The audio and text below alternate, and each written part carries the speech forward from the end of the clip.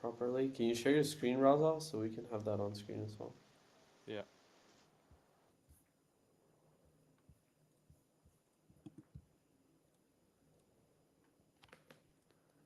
Yeah. Oh, okay, great. Yeah, I have you guys.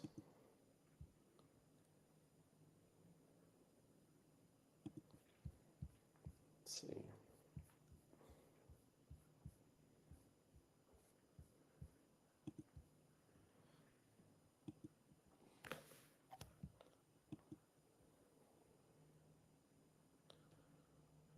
Okay, great. So I do have you guys on YouTube now. You removed your screen though, right? Yeah, I removed my screen. Okay. Yeah, Idris will be sharing his screen. Okay, Idris. Okay, okay, okay. Yeah.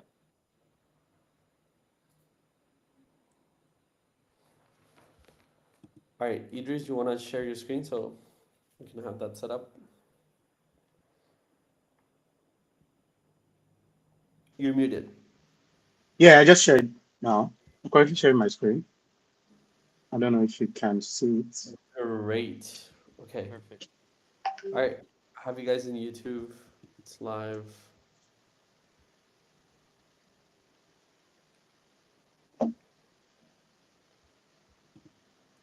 Yep, awesome. So there's some delay in YouTube. Just don't go on YouTube. Don't pay attention to YouTube. Don't pay attention to the to Discord. Just stay here. Okay. Okay. Cool. Okay? If there are any questions, I'll drop them here in the chat where it says everyone. I know you guys here. Okay. I'm gonna be back in 2 minutes. I just need to go Yep. to my kids for 2 minutes, and I'll be back right back. Yeah. It's all good. It's all good.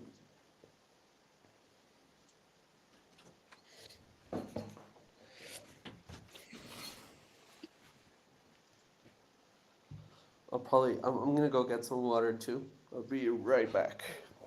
All right.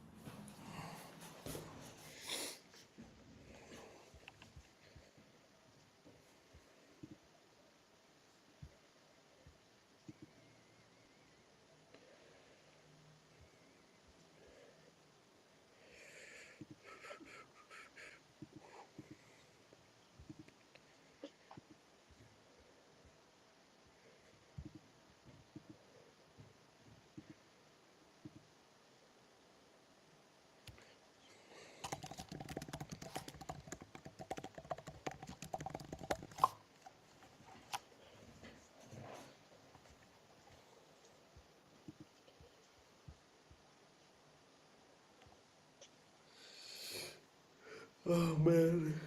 So tired. So sorry. Is it very early for you? Uh no, it's 10 a.m. for me Okay. now, but Oh, cool. so many meetings. It's crazy.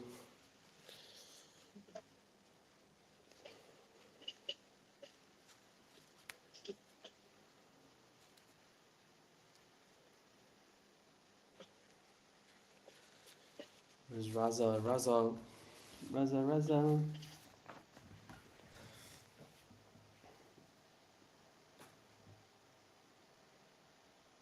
Okay. So like, is he actually live on YouTube or is just like backstage? I am only producing, so you cannot see me on the stream actually. Oh, Uh, okay. but yeah, it's Uh, live on YouTube. If you go to YouTube, you'll find it. You'll find it. oh, okay. No, I just wanted to confirm because when you go live, it's like when the entire thing starts. That's fine. Yeah, let me share the link on our group.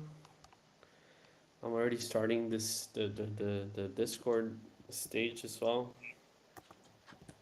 Okay. All right. Um, are we already live, Juan? Yeah, you're good to go.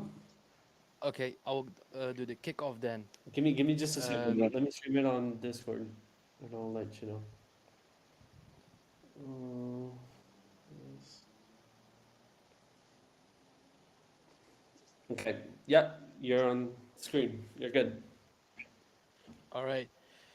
GM everyone, welcome to this workshop together with Idris, my man, my buddy from Axelar, who will show us how to build a full stack interchange dApp on Scroll. I'm super stoked for this. He has a lot of exciting stuff for you to show. I can't wait to get into it. Idris, how you doing, my man? Yeah, I'm doing great. I'm doing great. I'm really happy to be here. Awesome. Take us away. All right. Thank you very much, Raza. And I'm really, really excited to be here. So in this workshop, we're talking about building a full stack interchain decentralized application on Scroll. And then we'll see how all of these things happen with Axelar, and then how easy it is for you to build your smart contracts, compile them, and then deploy it on Scroll. And after that, we go ahead to talk about building a front-end application to test out our smart contracts that we just deployed. So let's get right into it. My name is Idris Olubisi. I am a software engineer and a technical writer. I currently work as a developer advocate at Axelar, and you can find me on all platforms. My name, of course, and also at Olanesoft. So let's talk about, what exactly are we going to be doing during this workshop. First, we'll take a step back to talk about the brief history of blockchain, how everything started in the space, and then where we are currently, and also what kind of um, what are some of the expectations or like things we expect in the nearest future. Then we talk about exploring, the Axelar tech stack and also Axelar GMP, which we'll be utilizing during the demo for sending messages cross-chain and also using it to facilitate this cross-chain interaction within our decentralized application. And then we move on to the demo part where we see all of these things live and then we try to, code things out and then follow along. So now let's start from the beginning, which is the history of blockchain, where everything started from. So I know you're already familiar with some of this logo on my screen right now, but then just to take a quick recap about how everything started in 2009 when Bitcoin was launched and then which was introduced by the anonymous Satoshi Nakamoto. And it is used to utilize to it's a network on its own, which is the first cryptocurrency that is built on the proof of work consensus. And then during this period, we see the likes of Mt. Gox as at then, which became the largest exchange by 2010. And then they kind of handled the large portion, the substantial portion of Bitcoin transactions as at this period. But then it didn't stop there. We began to see the like of Maker, the likes of Compound. And then in 2014, Ethereum was announced or proposed by Vitalik Buterin. And then this introduces smart contracts and enabling decentralized application on the blockchain. So what if you can extend what we currently know within the Bitcoin ecosystem, where it is utilized to replace the existing traditional finance or like improve on what we currently have? And then what if we can find a way to leverage blockchain technology itself to build decentralized applications to allow developer customize different software application on the network.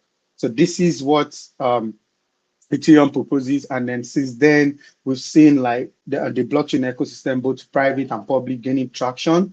And as organizations start to explore them, the DeFi ecosystem, the supply chain, the healthcare system, voting system, and many more. So, but it didn't still stop here. We proceed during the era of 2017 to 2019, we began to see several issues around scalability, transaction throughput with the existing blockchains we have. And then we began to see more layer two solutions like Scroll, Avalanche, and alongside other layer two solutions where the crypto market, the cryptocurrency market saw unprecedented boom. And subsequent correction from like late 2017 to 2018 on what we currently have in the existing blockchain ecosystem. So we began to also see like research focused on improving scalability, improving interoperability, privacy through layer two solutions, and also we also see the rise of, you know, the entire ecosystem talking about stable coins where central bank digital currency emerge to address volatility and also integrate digital assets into the mainstream finance. So during this period, we have all of these solutions working really hard to solve the problem of throughput that I mentioned earlier, scaling existing layer one solution, and also creating privacy through the existing layer two protocols, right?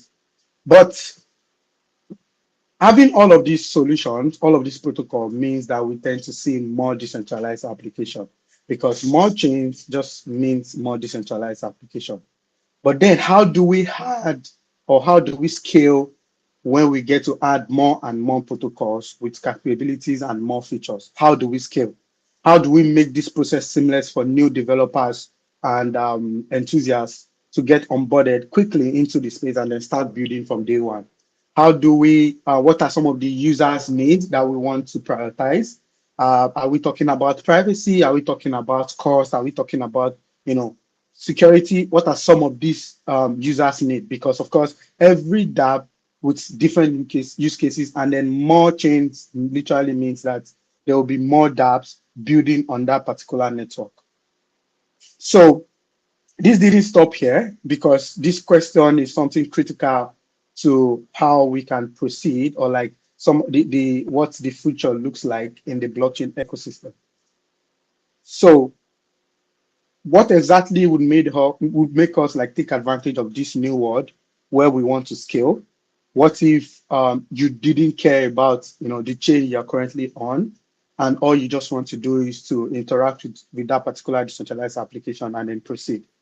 What if you took advantage of like chain differences, where you could connect to literally any dApp with a single click with your assets on your preferred blockchain, and you'll be able to interact, swap, and then do things online? What if you could be where your users is? This is specifically for builders, where you're building a particular application and then you're focusing on a particular network or ecosystem. What if you can be closer to where your users are on other ecosystem, so you relieve them the hassle of, you know, doing going through different processes before they could interact or like make use of your native token on your network, or like interact with your decentralized application that you have, you know, pushed out there. I mean, So Idris, I'm sure you're okay, gonna. I'm not sure if you like touched upon it yet, but the okay, main problem that's being solved is like that blockchains are isolated networks, right? So exactly. that's the bridge you're gonna get. That the bridge you're gonna get, right? Yes, exactly. That's correct. Thank you for that. The idea here is we, like I mentioned earlier, like we have like different ecosystem, different chains coming up, different protocols, and then what if we have a solution that can connect all of this ecosystem together as they completely work in silos, right? Just like Raza mentioned. So what is that thing that can connect everyone together, and how can we even connect it in such a way that it's connected in a fully decentralized manner, and also with a very good security, and at the same time very simple to use? this is where Axelar comes in, right? Axelar help you connect all of this ecosystem together. And Axelar itself is a decentralized interoperability network that securely connects all of these different blockchain, allowing assets and applications and users on various chains to seamlessly interact with each other. So this actually solved the main pain point I mentioned just now about the blockchain ecosystem working in silos and also increasing the blockchain adoption. So the network itself, the Axelar network is blockchain agnostic, and then it currently connects all major chains and also allowing you to move or like communicate with different protocols at any point in time. So now, this is the tool, but what exactly, I mentioned it's a decentralized interoperability network, but what exactly is it, and then where is it sitting on?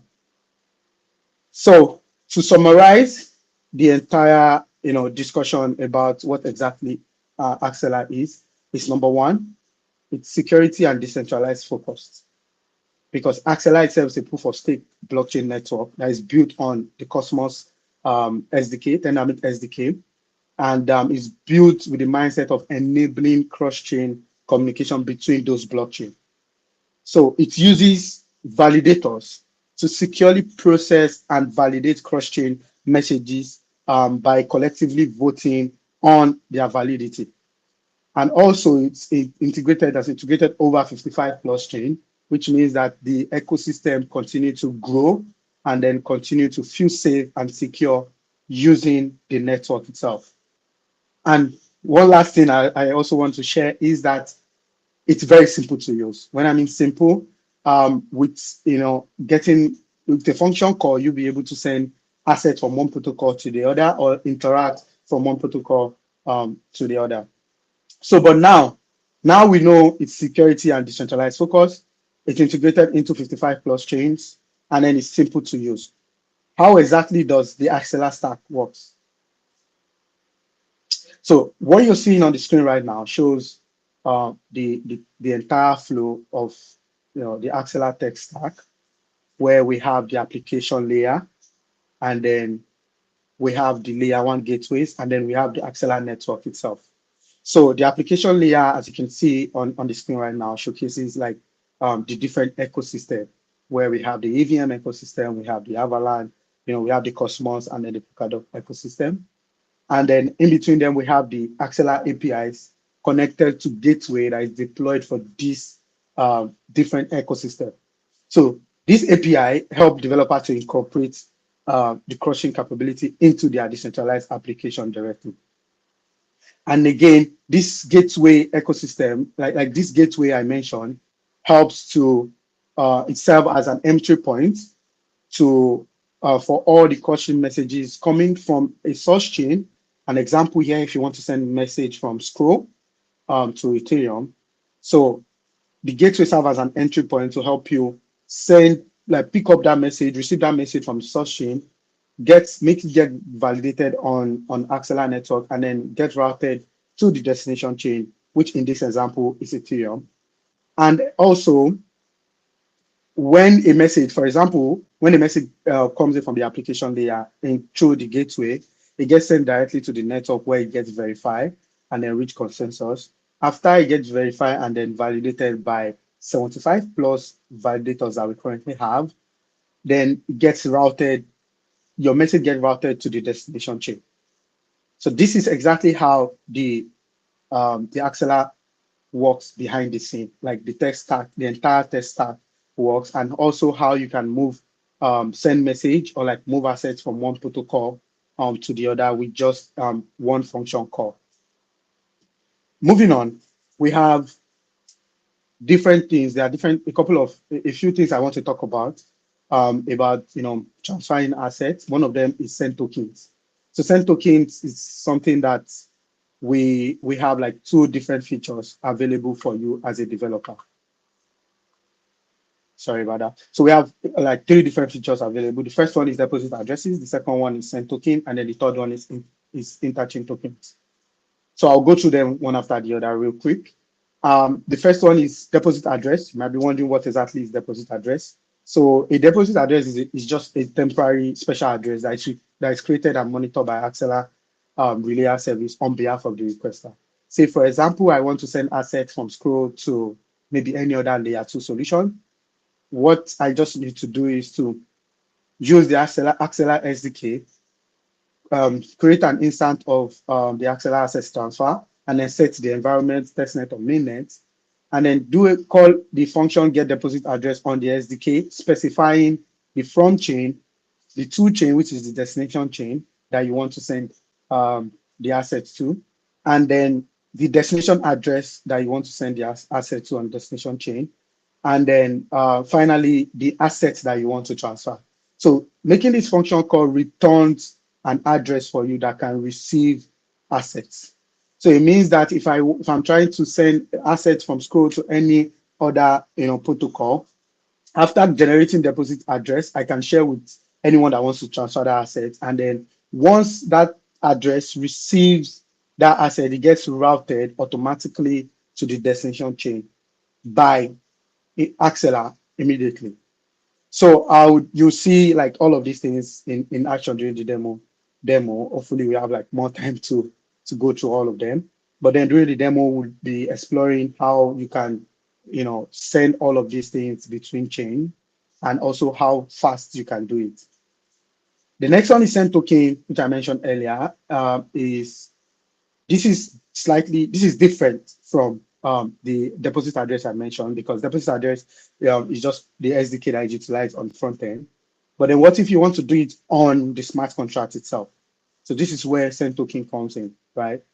This is a function that is in the Axelar gateway EVM contract that help you facilitate this token transfer on chain between EVM ecosystem and also the Cosmos ecosystem. So this function call is very simple, calling send token on your contract and then specifying the destination chain, like you can see, as you can see on my screen right now with this example where I'm trying to send token to Avalanche, and then I specify my destination address, I specify the asset symbol, and then the amount I want to send. So with this function call, you can be able to send this, bridge this token on chain from the current source chain to the destination chain, and then in this case is Avalanche. Then last on token transfer is interchain token. So interchain token allow you to send tokens cross chain and also build your own asset bridge, and also building like asset transfer into your interchain dApp with many more custom functionality that you might want to put into your decentralized application. But then how is this different from the two other features that I mentioned? Is that with ITS, that's interchain token service or interchain token, like I mentioned right now, is first you have a portal to do this if you don't want to do this programmatically.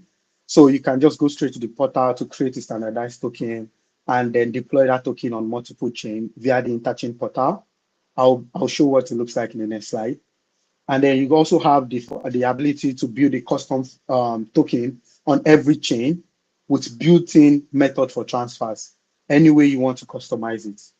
And for existing token that you might have deployed, if you want to upgrade it and then deploy a wrapper of that particular chain on any other remote chains, you can also do it with interchain token.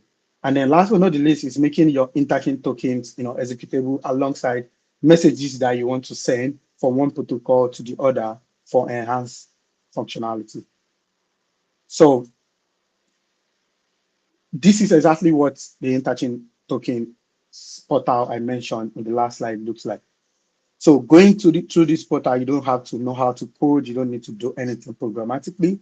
If you already have your existing token and you want to upgrade that existing token and then deploy it into any other chains that's currently supported, you can just paste in your address here and you'll be redirected to where you can fill in every other details and also deploy your token remotely to other chains that you prefer. And the other option is to create your fresh interchain token directly on this portal.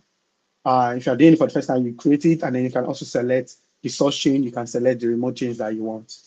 So this is the mainnet version. You can see at the bottom left, it shows like go to testnet. We have both mainnet and then testnet that you can test things out on your own. And you can feel free to scan this QR code, takes you directly to the platform. And then for the URL is just interchain testnet.interchain.axelar.dev. But this URL, this QR code just help you, redirect you to the portal for you to start utilizing the portal immediately. So that's it for token transfers. And then one last thing I want to talk about before we go into the demo is the Axelar general message parsing. We have two functions available for you when you utilize the Axelar GMP. Number one of them is core contract, and then the other is core contract with token. Excuse me. So now, core contract, what exactly does core contract mean? Core contract allow you to, the Axelar general message passing, utilizing the core contract allow you to call one function from another protocol. So in this case, if I want to send message from chain A to chain B, calling this, and then I deploy this contract on both chain, calling this function on chain A, where I specify the destination chain, and in this case, it's chain B, and then the contract address, and also the payload. So payload here could be a string, an array, an integer, or in fact, it could even be a JSON that you want to encode. And then the other function here, which is underscore execute, is the function that gets run automatically on the destination chain, and which also takes in the source chain, the source address, and also the payload. You'll see all of this in action during the demo. Don't worry, where I would even go in depth on how we can pass this function and then what this function is doing under the hood. And then the second one is call contract with token, which is also another function call, utilizing the Axelar general message passing feature, where you also do the same function call, but here in this case, you are calling call contract with token on your contract, on your smart contract, and then you're specifying destination chain, contract address, and then the payload. But the difference here is that if you notice this parameter, we have symbol, and then we have the amount. So you can specify, aside specifying like message, you can also specify assets that you want to transfer. And then the same thing happen on the other side, which is the underscore execute function that gets run automatically on the destination chain, have similar parameters. So now, to just do a recap of what I explained on core contract and then core contract to token, I've created like this very simple flow where it takes you directly from the source chain to the destination chain. An example here is I want to send message from Ethereum to Scroll. First, what I'm doing for my decentralized application, I'm making that function call, which is called contract, and then directly interact with the gateway deployed for the network. And then an event is emitted, which a relay service picks up and then send it directly to the Axelar network for validation and then verification. So after it's validated and then the validator and consensus is reached on the gateway, it gets sent directly to the gateway on the destination chain, where an event for approved contract call is emitted.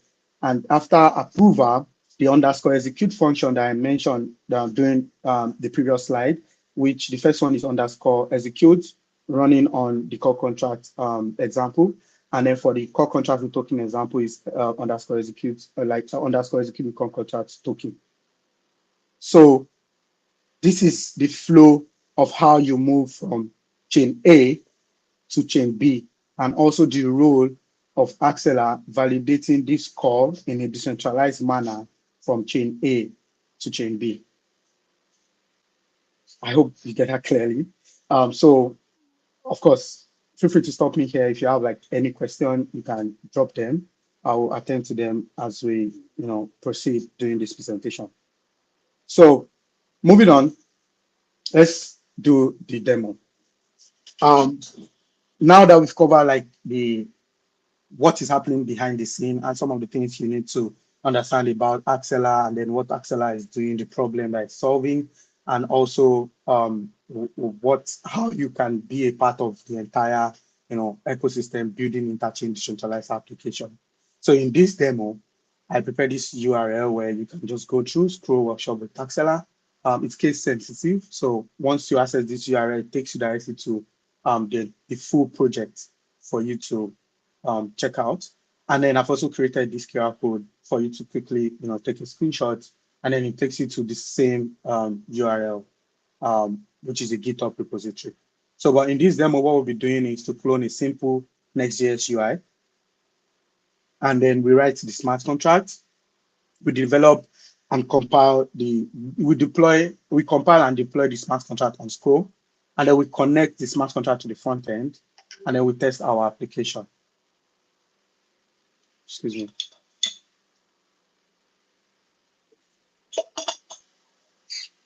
So yeah, let's get right into it. All right, so I'll be switching to my VS Code now, but then I've already cloned the project. Can you confirm you can see my screen, please? Yes, I see it. Is it You're clear good. enough? Yeah. All right, thank you very much. All right, so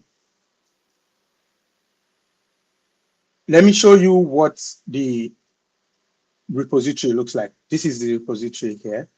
Let me zoom in a little bit.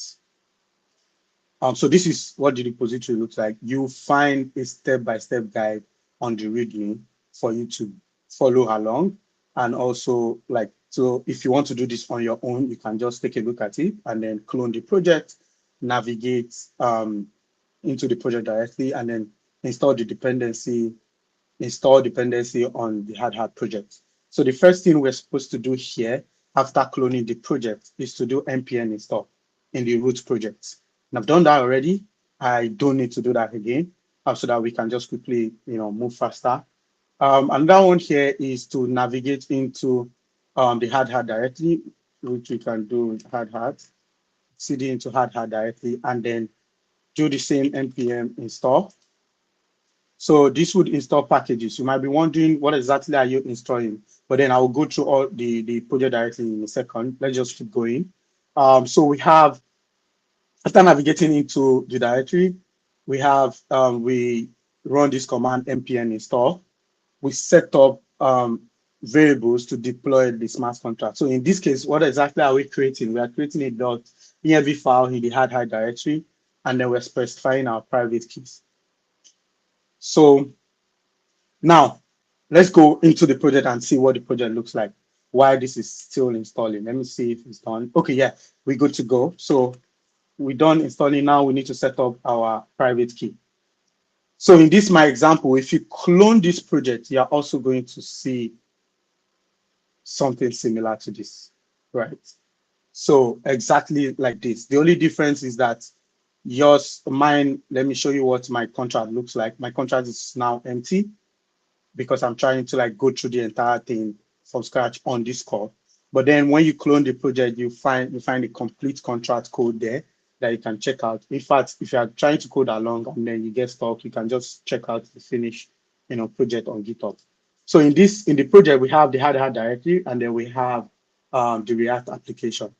So this is a Next.js application, and then plus the smart contract. So the hard contains the contract, the script to deploy the contract, our environment variable, and then some other hard configurations that you need. All of these things have already been configured on the project. You just need to go through them and then deploy to your preferred network. So in this example, what we'll be building is a cross-chain bounty dApp that allow you to send token from chain A to chain B. But in this example, we'll be sending token from Scroll Sepolia to it Sepolia. So now, the first thing first, we need to write the smart contract. So as you can see on my screen, I have imported a few things here from Axelar. So the first thing we are doing here is, let me zoom in a little bit. So the first thing we are doing here is to specify the compiler version. And then we are importing the Axelar executable from the Axelar GMP SDK, which will allow us to run, which will allow the contract to run the underscore executive function automatically on the destination chain. And then we are also importing the interface, the gateway interface directly from the same Axelar GMP SDK Solidity, and also the gas service. So there's one thing about the gas service here and then why it is important. I will talk about that during once we start, implementing the send token functionality. And then lastly, we are also importing the interface for ERC20 token, because this is the token we'll be sending from scroll to its sepolia. So now, what do we have on the contract? We've created the contract called bounty, and then it's inheriting from the Axelar executable. So first thing we defined here was the gas service. So we created a immutable variable for the gas service using the interface we imported at the top. And then we defined these two functions, which is the amount received and then the bounty recipient. So this is important when we want to display on our front end the amount that was sent to the destination chain, in this case, like the amount received on the destination chain, and then the bounty recipients, who are those who receive those the bounties on the destination chain. So this is why we're creating this two-state variable to store those data. And then in the constructor, what do we need to do? We need to initialize the Axelar executable with the gateway. If you remember during the presentation, I mentioned that for different ecosystems, we have like gateway deployed for different ecosystems. So we need to, in this contract, we need to specify which gateway and then the gas service that we are using. So the gas service here is a contract that is already deployed by Axelar, and then it's help you with paying gas and then paying gas on the source chain, paying gas on the network, and also in the destination chain. So these two variables, I'll show you how we'll get that when we want to compile and deploy. But then let's just move on. So now, these are the things we need to get started with, and then we have other three to-dos here. The first one is to send bounty to the recipient, which is one function that we are going to create. Another one is view function to get the list of bounty recipients, which will be showcasing on our front-end application at the end of the day. And then the last one here is the underscore execute function that we are going to create that would help us execute this token transfer on the destination chain directly. So to start with, I will quickly come in, trying to navigate.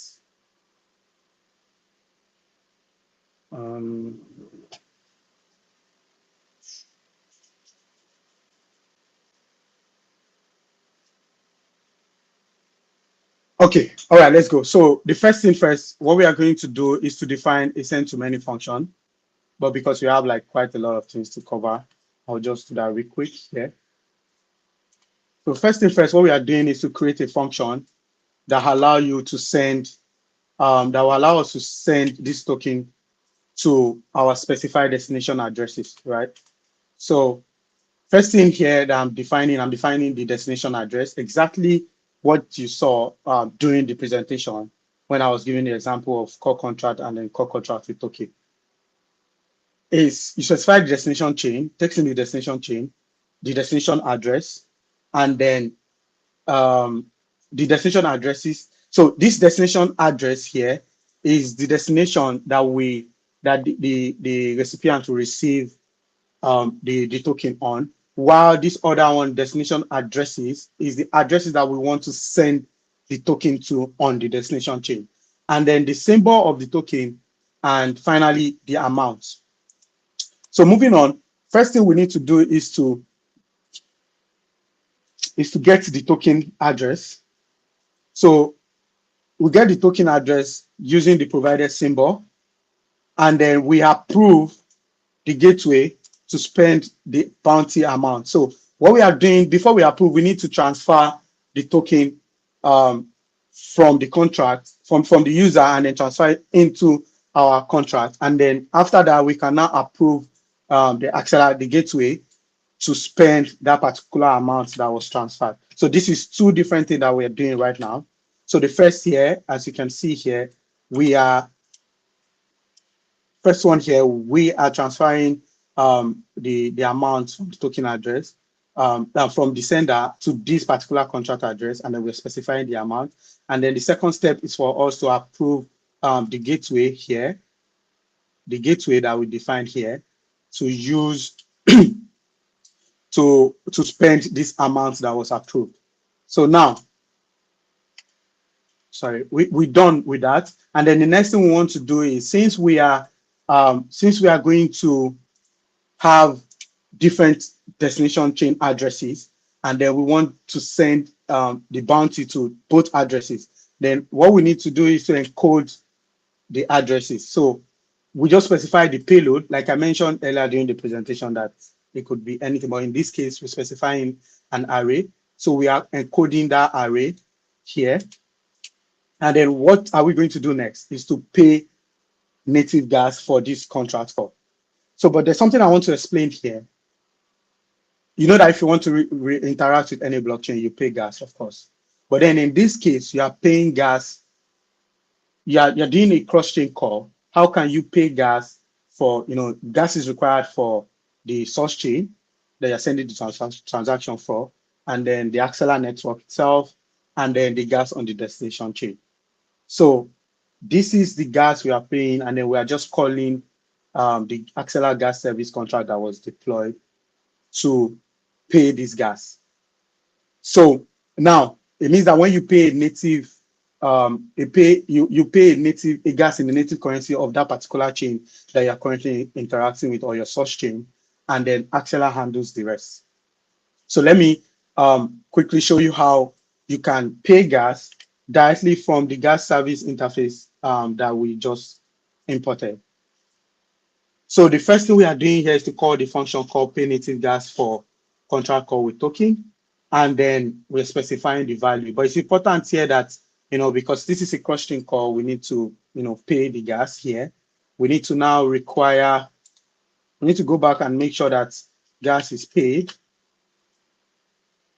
We need to make sure gas is paid for this so that the transaction won't fail on the contract. So if it's greater than 0, then we can say bounty subject or like, let me just say, let me call it gas payment is required.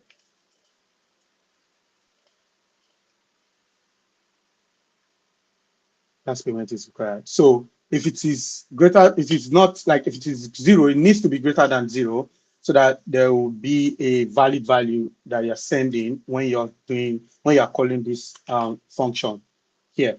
So now moving on, we have the first thing we are specifying here is the address, which is this contract.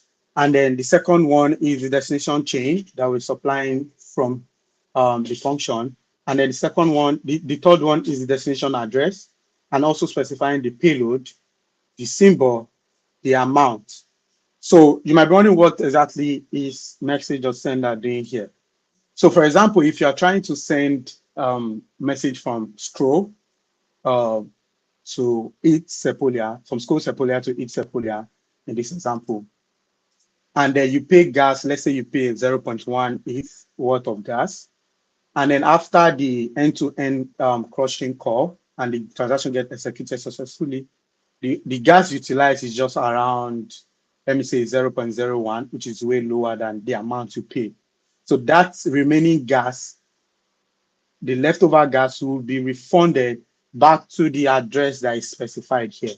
So in this case, we are specifying the sender, the person that called this particular function here, right?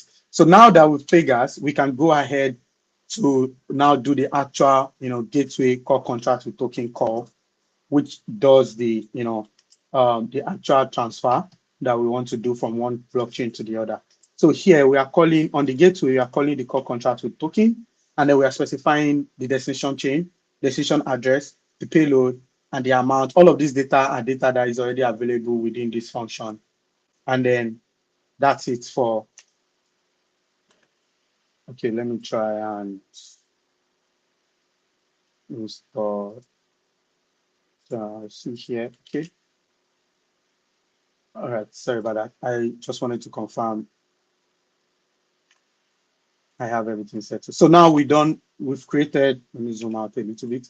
So we've created this function that allow you to send to many, and then we specify all of these things. So what are we doing next is to create a very simple function to retrieve the bounty addresses. So we are creating this function so that we can reuse it on the front end to see those that received this amount directly. Okay, sorry. So we are doing a function call here. It's also a view function call. It's a public view that returns the amount.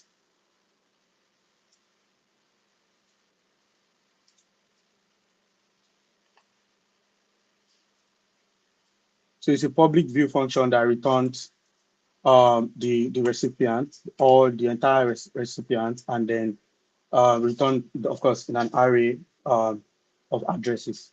So, and then the last one we are doing on this contract is the underscore execute with token that gets run automatically. This is where we do the actual disbursement of the assets that was sent from the source chain to the destination chain. So it's pretty straightforward. I will just get this here so that we can move real quick.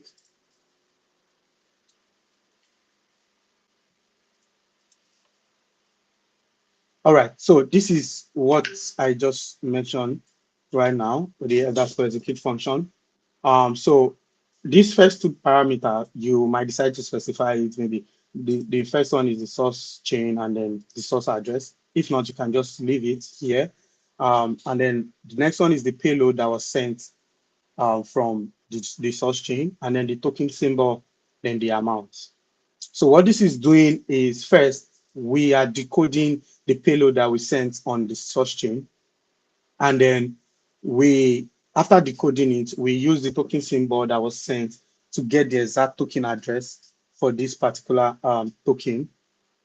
And we are saving the amount that was sent from the source chain and then the recipient into this bounty recipient and the amount received that we created at the top earlier on. And then moving on, we have where we're distributing the token. So we are just doing a very simple math by getting the sent amount. So by creating a sent amount variable where we get the amount and then divide it by the number, the length of the recipient. And then so for each recipient, we transfer the amount. After division, we transfer the sent amount to those recipients individually. So this is where we disburse the actual token that was sent from the source chain to the destination chain. And then this function gets called automatically. So once you just send, and then the end-to-end cross-chain gets executed, you should expect this amount to get sent, to be sent from that address that is sending to those specified destination addresses. So now we are completely done with the contracts, building the send to many token, and then the get recipient function, and also underscore execute with token. So now we're done with the contract. Let's compile and deploy the contract. So I've already created a script that can help you to do this. A very simple way for you to deploy any hard contract. But then you need to specify, remember in the contract here, we have in the constructor, we have the gateway and the gas receiver. So in this case, we are deploying on scroll and also its sepulchre. So scroll sepulchre and its sepulchre. So what we need to get is the gateway address and then the gas service address for these two networks, and then we deploy it, and then we use the contract address later on the front end application. So now let's get the gas service address. So you can just head over to like the docs, the Axelar docs here, and then testnet. Under testnet, you find like all the addresses that we need. So in this case, the first one we are deploying to is to scroll. Yeah, this is it, scroll. And then this is the gateway contract. We just come back here and then enter the gateway contract. And then the other one is, let me save this so that it's more clearer. Zoom in. All right, so the other one here is the address, the gas service address. Let's come back here and then deploy. So I can decide, let me just, okay, for me, give me a second. Let me try to clean this up a little bit. All right, so I can do the deployment directly by running the script as specified here. If you remember, like all of these steps, I already detailed it here, and then you can just follow through one after the other. So we are currently here where we want to compile and deploy the smart contract. So we can just copy this and then go to our terminal. Remember that you need to be in the hard directory because this is where we want to deploy our compile and deploy our smart contract from. So now, let me copy. All right, so go back here and then paste. And then the network, yeah, for you to know which network, you can check the hard config. So in this case, we are deploying to scroll Sepolia. So once you just specify scroll Sepolia here, you can go back here and then just enter scroll Sepolia and then click deploy. So clicking deploy here should deploy this contract to scroll Sepolia for us. So compilation completed, and then we're waiting for the contract to deploy. Okay. Okay, let me just retry this.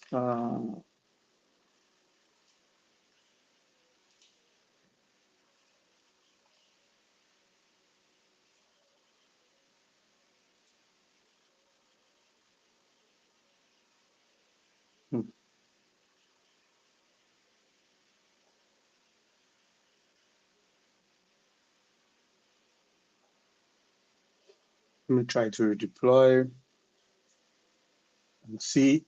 If not, we might just change the RPC URL we're using. Okay.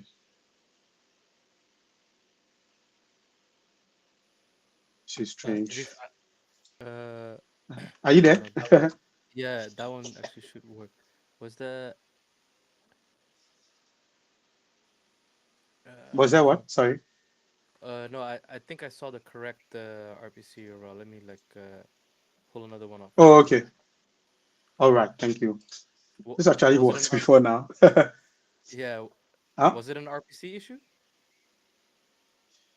I think so. If not, it should work as expected.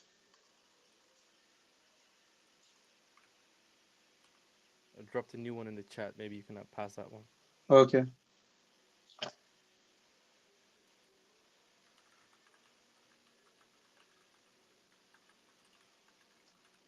Okay, maybe let me just open up the terminal here and then do the deployments. Okay, still trying to deploy. Nah, I don't think it's a PC issue. I'm just getting like different, you know, error message. Timeout error. Okay, wait a second. Wait a second. Let me try to use what you just sent. Okay. Okay, 1 second. All right, everything should be fine now. Save and then just clear.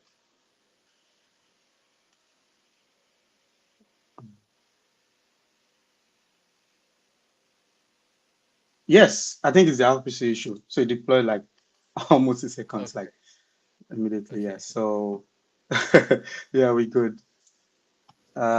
Things we see during demos. Yeah, I know. Yeah, so we can save this Sepolia, we scroll Sepolia address. Yeah, we're just saving it here because we are going to do the same for its Sepolia. So let me go back to Axelar documentation, scroll up a little bit to where we have, the Ethereum Sepolia, and then we can also copy the gateway contract address and update this.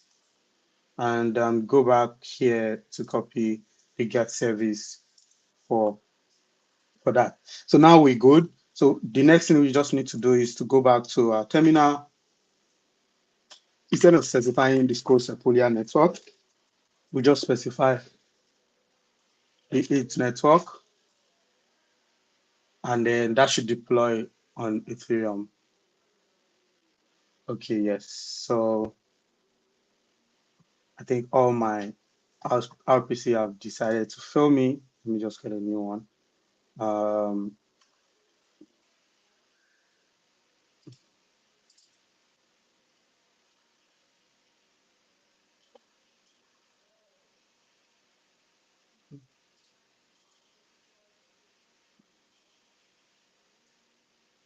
okay.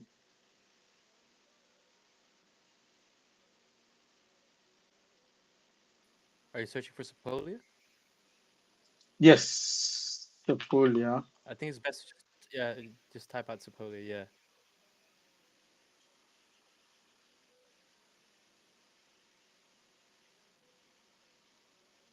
Yep. Oh, wait. Okay, cool. You Yeah, I found it. think I found a stable one. Yeah. So, so in case you're trying this all yourself also, when you try to deploy, like I've experienced this quite a lot, like different times, trying to, for some reason, the RPC is working, in the next minute is no longer working. Um, or if you have like inferior accounts, you can just directly use the RPC on your inferior account.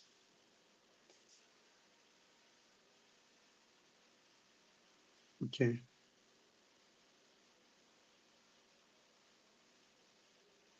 Oh yeah, I got this error, which was why I settled with um Claire.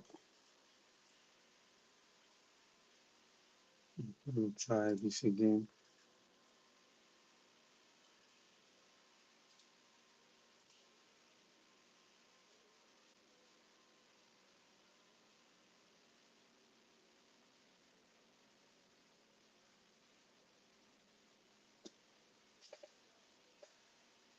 Yes, successful now.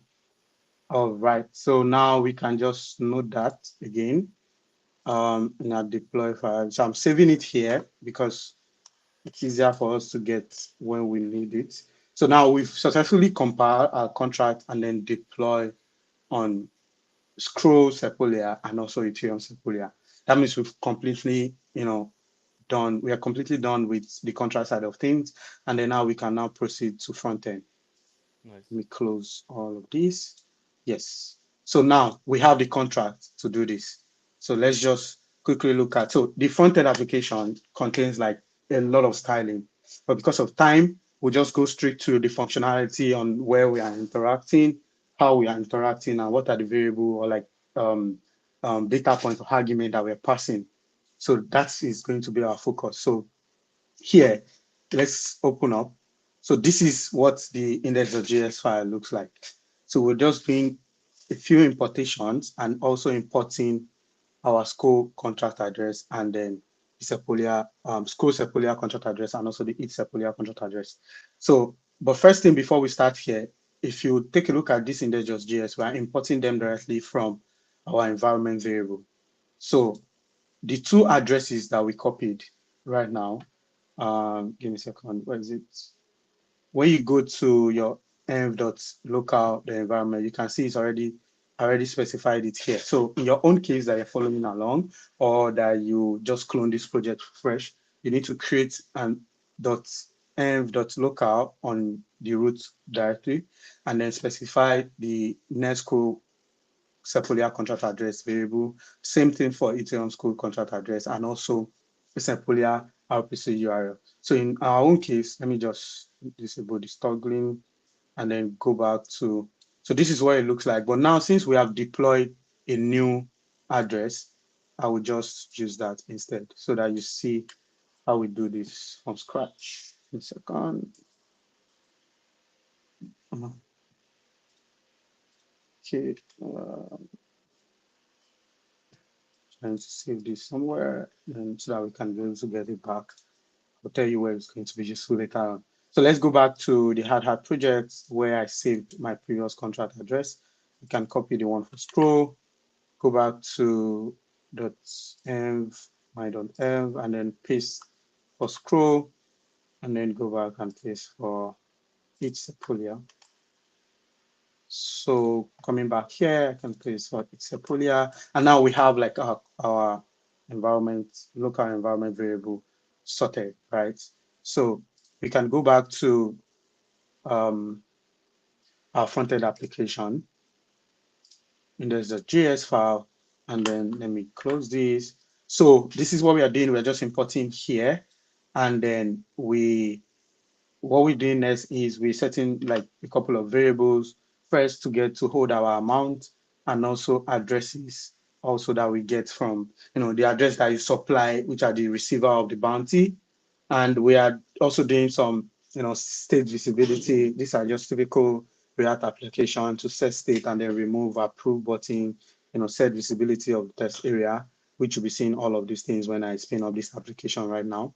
And then most importantly, we are using the Axelar JS SDK to get the gas price estimate. Because if you want to send a cross-chain transaction, you don't know how much gas it will require for that transaction to go through. So you might want to hard code it, but the recommended way of doing this is to use the SDK. And then when you specify all the required data, the SDK will help you to estimate the gas price, the exact gas price that will be required for that transaction to go through. And then this is what we are doing here. Yes. So this is where we are importing the Axelar query API. And we're also creating a state variable to save the gas fee and then set the gas fee. So now, moving on, we also created Idris, another. Idris, Sorry, perhaps, oh I yeah, can hear you. yeah, perhaps also good to mention because the risk of not setting the gas fees properly is that on one blockchain the transaction will revert, and that actually messes up everything, Exactly. right? Yeah, because you actually lose Exactly. your assets if you don't do that. Yeah, exactly. Yeah, but yes, exactly. That's correct. And another thing we even try if you're trying to make a cross-chain call, and then for some reason, if you send insufficient gas fee because of this issue of getting where gas fee get lost and all of that, we've also made it easier that you can call another function on our SDK to add gas to that existing gas amount that you paid, and then it will add enough gas for that transaction to go through. That's option Right. A, doing it programmatically. If you want to also do it from the Axelar scan UI, let me just go to the testnet. So you see about this testnet. Okay, let me go to the home page and then check GMP. So you can also do it directly from the testnet. I'm trying to see if I can get a transaction that the gas failed. Coming. I think this part is very, very important, like you mentioned. Yeah. So contract the token. Let me see status where okay, yeah, not enough gas. So let's search for not enough gas and see if we could get like a particular one that requires, you know, gas to be paid.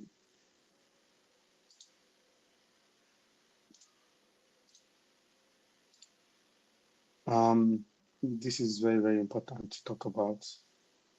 1 second. Okay, looks like I can't find any.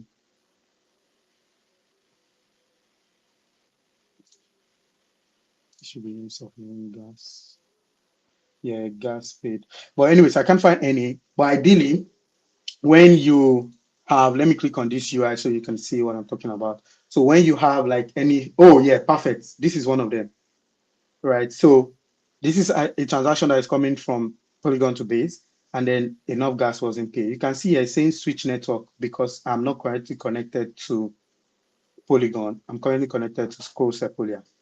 Yeah. So ideally, I'll just switch my network here, and then the button for pay gas. Let me even try it. Like, so you can see it shows add gas. I can just pay Right. gas directly here, and then it will restart the process, like continue the process, and then make the transaction go through. Right. But So because how? I don't know who owns this. Yeah, Huh? but how does that work then? So, for instance, let's say traditionally speaking, two networks are isolated, right? So, if Yes. I let's say have wrapped ETH on the let's say I send wrapped ETH back. So I have on the destination chain wrapped ETH, and I want to send back to the source chain where there is ETH. So from scroll to, let's say, Sepolia.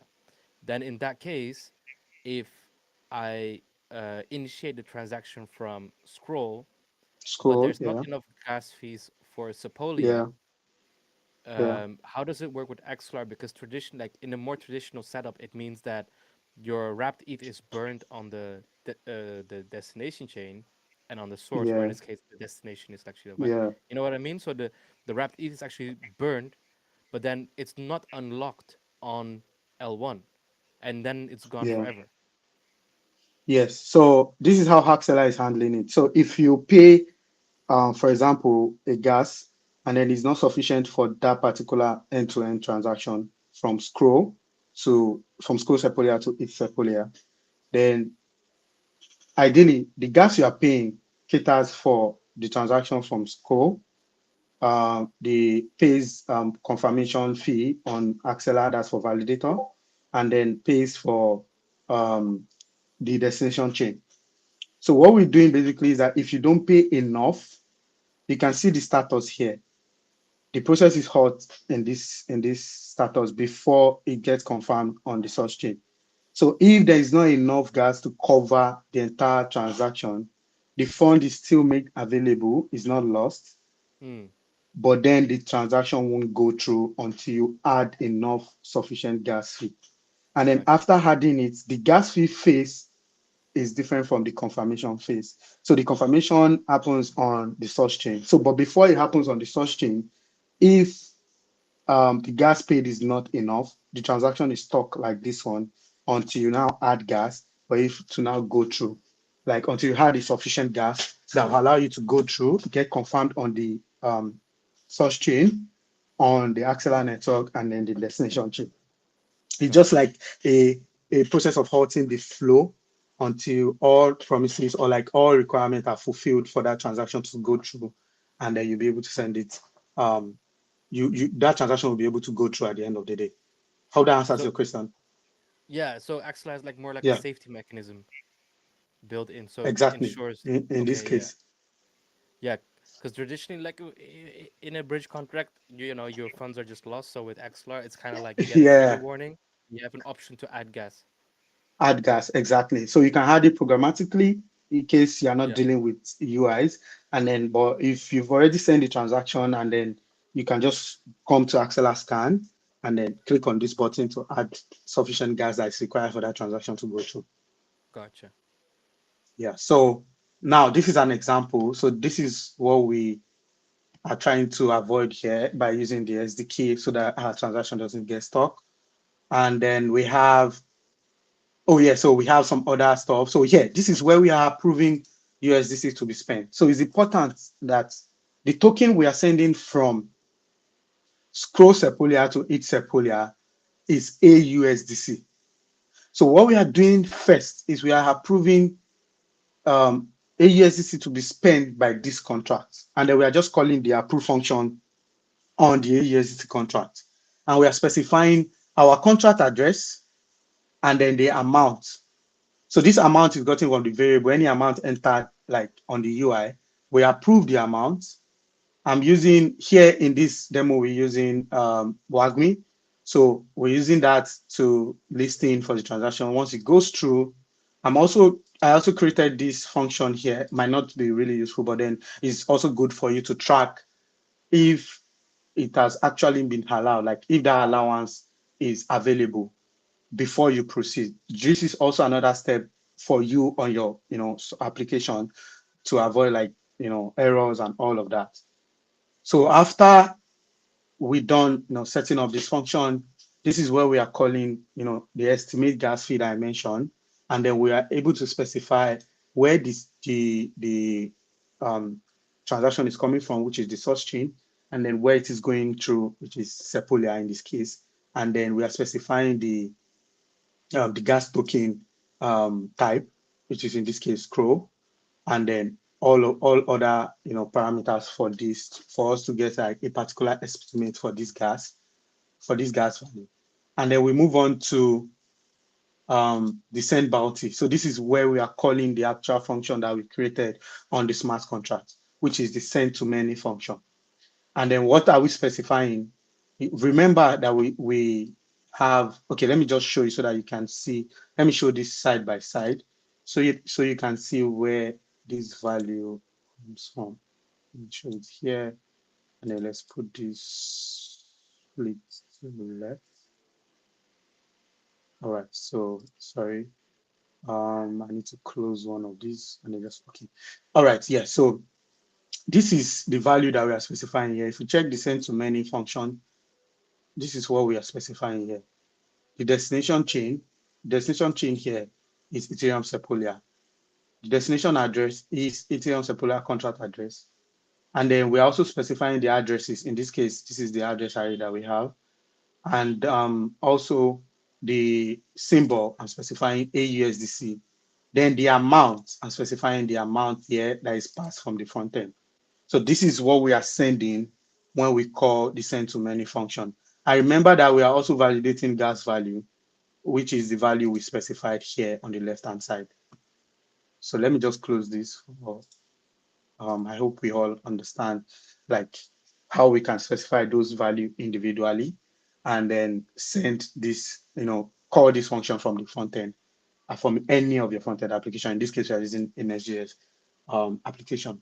So we wait for the transaction. Once it goes through, we can call the wait function. I'm also doing some, validation here to be sure that the address that you're trying to send fund to is a valid address here. These are just like front end validation that is nice to have on your decentralized application. And then this is the actual send button function that we are calling. So whenever you enter the addresses and then you click send, after approving and then you click send, there are a couple of validation to make sure that you enter amount and address. This is a zero, like invalid, like to make sure that the address you entered is valid. And also, I'm also checking to be sure that you have already allowed, that amount to be spent. And then we call write. Write is the function that actually does the call on chain. And then it shows this toast notification. So if you are doing on your own, you can decide not to use toast. You can just console log and just make things faster. But I believe like toast just beautify the entire thing and also helps you to track like individual steps. And this is the function we created to call the approve function. Here, we are just calling the function that we define at the top level. And then we are sending a notification to let the user know what is currently happening. And then finally, we are reading data from the destination chain variable. Remember that we saved the amount received, the recipient, and all of that. So this is where we are calling the function on the contract to retrieve the amount received and also to get all the recipients and also we are now setting the amount to the state variable that we created earlier on. And every other thing that you can find here. So these are just like tracking what is happening. And yeah, you can find every other thing that on the UI. So if you scroll down here, you see that we have like the send function, handle send bounty. We have the array that is looping through the total amount sent and the length of the recipient and all of that. So enough of this UI thing. Let me go back to the project and then just clear, and then we can just do npm run dev to start up this project. So now we have the project up and running.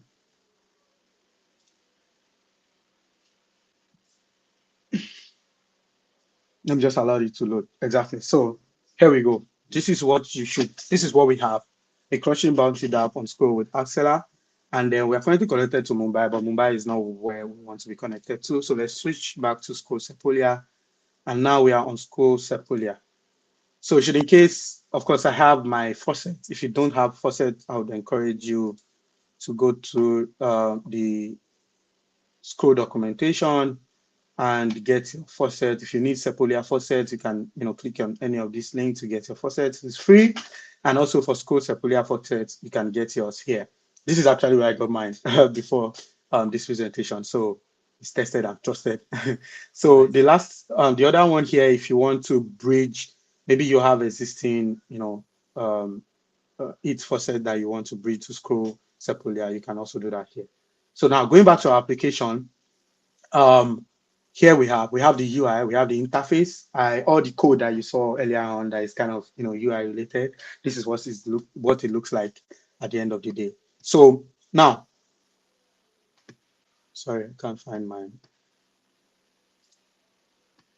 Okay.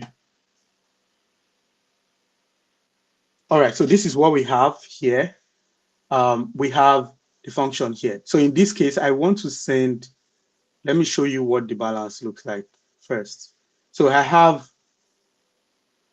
489.5 AUSDC. So I want to send 20 out of this balance to two different addresses, right? So I need to specify the amount. So in this case, I'm specifying 20, 20, and then I will click on approve. So we are approving this amount to be spent, and then you can now click next, and it takes you back to the application. So it shows approving, and then once approval is completed, we'll see a notification that says AUSDC approved for spending. And now you can see there's a change in the UI here where we now have the addresses, the input field to enter your addresses. So now let me quickly just copy two of my account address. Okay, let me copy this address. This is address one, and then separated by comma, very important. And then let me use the second one. I think I only have two accounts here, so I can let me just use the second one for the sake of demo, and then click send. So when you click send, it says sending bounty, and then you need to approve this amount. So now I'm approving. We are on scroll Sepolia, right? It says sending bounty. You need to wait for a few seconds so we get it. Okay, yes. I know why we are getting this error. This is because you're trying to read from the from it separate. So let me just comment out this for a second and then we'll be back. Yes, so we don't want to read yet. We just sent the transaction. So now let's take a look at the transaction, what it looks like, where it's currently at. So if you check, you can see I just confirmed this. I can copy the transaction ID and then go back to Axelar scan, testnet.axelarscan.io. For mainnet, it's just axelarscan.io. But then we are on testnet, so we can see what is happening to our transaction. It's still loading. So you can see that sent successfully, and then you can see what we are sending from the source chain. Gas has been paid. Of course, we utilize the SDK to estimate gas, so it's very sure that it's not going to get stuck. And then where we are at right now, we are waiting for finality, and then this finality is based on the time confirmed on scroll. And then after that, it gets to the approval stage and then gets executed. So because of time, we are running out of time already. In fact, I think we are out of time. So what I'm going to do here is while this is running, we can go back to our application, and then I'll go back to the EMV that I used earlier on, and I can just switch back to a transaction that already tested, and then I've gone through end to end. And at the same time, I'll go back to the index.js file. I'll go back to the index.js file to comment to read variable. So reading variable here, what we are doing is we are reading those details from the destination chain. So now that I've updated this, we should see something different. So going back to our application, let me refresh the page and then switch my network to Sepolia. So let's wait for a second for it to retrieve this information, and then we should see this, right? During the demo, we sent 20 USDC, but for this one that I'm using, to showcase, I sent 10 USDC, AUSDC, and then the total address. You see, these two information is what we saved on chain the other time, and then the total address is two in this case. So you can see the first address and then the second address. The first address, the amount received is 5 AUSDC, and then the second one is 5 AUSDC too. So it's splitting accordingly. This is to adhere to what we wrote on our smart contract to split based on the length and then equal amount. So voila, this is how you can build a full stack application from front end and also building your smart contract, compiling and deploying on Scroll, and then sending it. So for let's quickly take a look at before I switch back to the presentation. Let's take a look at the transaction. This is the transaction for what we currently have on the React application. You can see everything goes through. And then one good thing that you can also take advantage of is to track different stage and then what is happening. If you scroll down here, you see at every stage what happened, and then there's also a transaction reference that happens on chain that you can check out at every level during this execution. So, and if you take a look at this last step, it shows refunded. Refunded here means that we were charged 0.009008 gas, but at the end of the day, the gas that was used was 0.008714, and then we have some leftovers. So that leftover is what was refunded back to the sender account, which is my account. So that's one another good thing. So even if you decide not to use the SDK to estimate and then you overpay, you'll get back, you'll be refunded the amount that is remaining. Um, and then yes, that's it. So to finalize, to just like end the entire presentation and also to see if you have like any question. I just want to talk about one more thing. Yes, so now what I just showcased is building a full stack decentralized application, and then we specifically utilize just the core contract with token and then with a front end application. But we have like other examples that you can check out or like benefit from, where we examples specifically for core contracts, for contracts with token, for send acknowledgement, like sending two-way communication on contracts, and also sending NFT cross chain, and all of or like quite a number of examples that is available on this repository that we have prepared for you. And you can check, you see the smart contracts, you see how to test them directly locally on your system, like on your own local environment.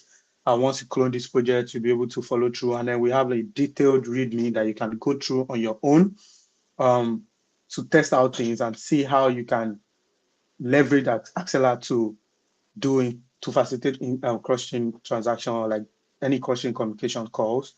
So this is number one. Then number two, for Foundry funds, we also have a dedicated repository for Foundry Axelar GMP example, where you can also find example for core contract with token, but now doing it in a Foundry way. The first one utilizes AdHat, and then this one strictly utilize Foundry. So for those that want to test things out, you can check out this project, and then you'll be able to build your application, compile them, deploy it to any of your preferred network, and then test directly on your local environment. So what next? Now that you know like how to do the end-to-end test and all of that, it's important. We know how important it is to support developers, and also know that at some point you have like question clarification or like bugs, fixes, or like need clarity on what you are currently working on. We have a dedicated repository, which is the Axelar. If you go to like the Axelar network organization slash support, you see this repository that you can create an issue, and then we'll be happy to help you fix and make you successful as a developer. So last but not the least, yeah, this is it. This is a very short QR code, and I'll be glad if you all can scan or like go to that survey to give feedback and tell me how this session has been beneficial to you. If there are anything to improve on, and I'll be happy to get all of those feedback. Thank you very much, Raza. Yeah, man, that was amazing. I especially like, the UI. That I think bridging can be scary. I think it also has like, because of the security and attack factors. It's kind of Yeah, like sensitive. So it's pretty cool to see that. First of all, love the gas estimator. Then second, I think it's very important what you mentioned at the end is that you get any like overspent on gas, you get it back because that's Yeah, often like that can be very confusing when you see it in MetaMask. So that's also really cool that you can yeah, see. exactly. But most importantly, like when I was diving into bridges, the one thing that scared really like the hell out of me was the risk of losing your funds, especially because like I said like you said at the start, blockchains are isolated networks, but that means that they don't really talk to each other, and transactions are atomic, which means Yeah, either everything happens or it reverts. And if the initial transaction burns your assets, you really have a problem. yeah, exactly. So that's I think that's why we exist. So we try to simplify things for you, and also considering like the developer experience. This is our top priority. So not just Yeah, for the end user, like the experience, but also for developers that want to build application. How can we abstract like a lot of things that you need to think on and start from scratch? How can we make life very easy for you?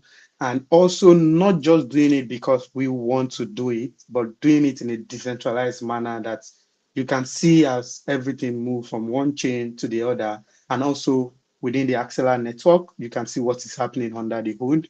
And we have like different documentation. In fact, on our YouTube channel, you see like different specific videos to specific things that we currently do, and some of these features that you can take a deeper look at, what is happening under the hood.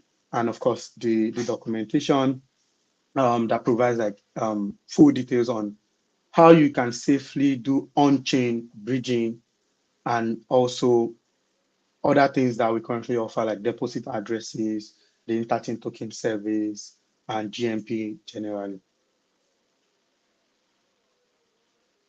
yeah, Yes. dope. Okay, I don't think we have Yes. any So, questions in the chat. okay. Um, Thanks a lot, Idris. I really enjoyed the workshop. I think it was very clear. It's pretty cool that you guys have started templates. I'm a huge fan of that from a DevX point of view. And yeah, I hope everyone enjoyed this workshop. We'll be definitely aiming to give you more, so we provide more exposure to the ecosystem and everything that developers can build. Um, we're gonna cut the session here and hope you guys to see the next one. And Idris, again, thanks a lot for your workshop. Yes.